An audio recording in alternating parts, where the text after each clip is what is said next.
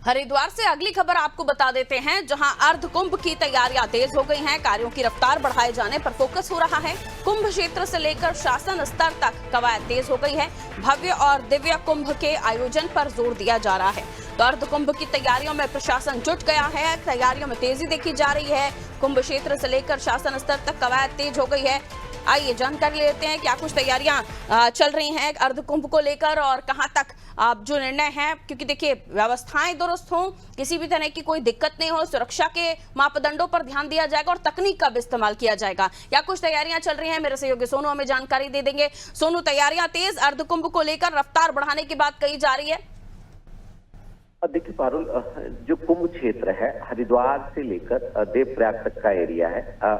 ये जो कुंभ एरिया है इसमें अलग अलग स्तर पर कार्य किए जा रहे हैं और चूंकि कांवड़ यात्रा का भी संचालन हो रहा था, अब जैसे जैसे कांवड़ियों की संख्या कम हो रही है वैसे वैसे कुंभ के तैयारियों की रफ्तार बढ़ते हुए हम देख पाएंगे और लगातार तैयारी जो है उनको तेज किया जा रहा है। जो कुंभ क्षेत्र है ये कुंभ क्षेत्र से लेकर यानी ग्राउंड जीरो से शासन स्तर तक जो है वो तैयारियों की मॉनिटरिंग भी की जा रही है। सुरक्षात्मक लिहाज से प्लान ए, प्लान बी और प्लान सी तैयार किया जा रहा है। आधुनिक तकनीक का उपयोग किया जाएगा। जो कुंभ में पहुंचने वाले जो श्रद्धालु के रूप में लोग होंगे, जो आस्था की डुबकी लगाने के लिए धर्म नगरी तीर्थ नगरी हरिद्वार पहुंचेंगे, उनकी सुरक्षा कैसे होगी इसके लिए एक्शन प्लान तैयार किया गया। उनकी सुरक्षा का एक कवच तैयार किया जा रहा है। इसमें AI का भी उपयोग किया जाएगा। जो अपने निजी वाहनों से लोग यहाँ पहुंचेंगे उनकी वाहनों की पार्किंग, क्योंकि इस दौरान अतिरिक्त संख्या में बसों का भी संचालन किया जाता है, अतिरिक्त संख्या में ट्रेनों का भी संचालन किया जाता है।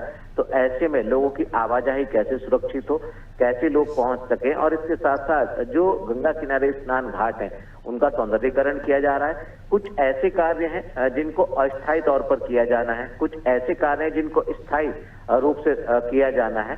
यही वजह है कि अब शासन स्तर पर मॉनिटरिंग शुरू हो गई है।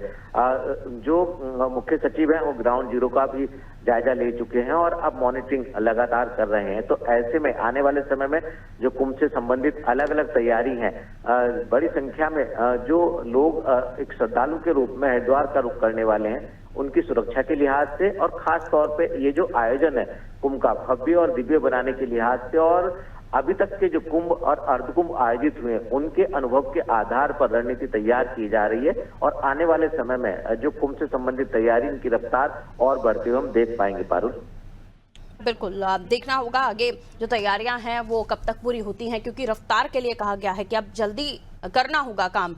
और क्योंकि हम देखते हैं अभी हमने प्रयागराज का भी कुंभ देखा था, तो बहुत एंड मौके पर भी थोड़े बहुत कुछ काम रह ही जाते हैं और इतना बड़ा जब आयोजन होगा तो तमाम चीजें चुस्त दुरुस्त हो, सारी व्यवस्थाएं एक बहुत ढंग से क्लास वाली हो, ये तमाम चीजें जो हैं इस पर भी ध्यान सरकार दे रही है। भव्य और दिव्य कुंभ के आयोजन पर पूरा जोर दिया जा रहा है।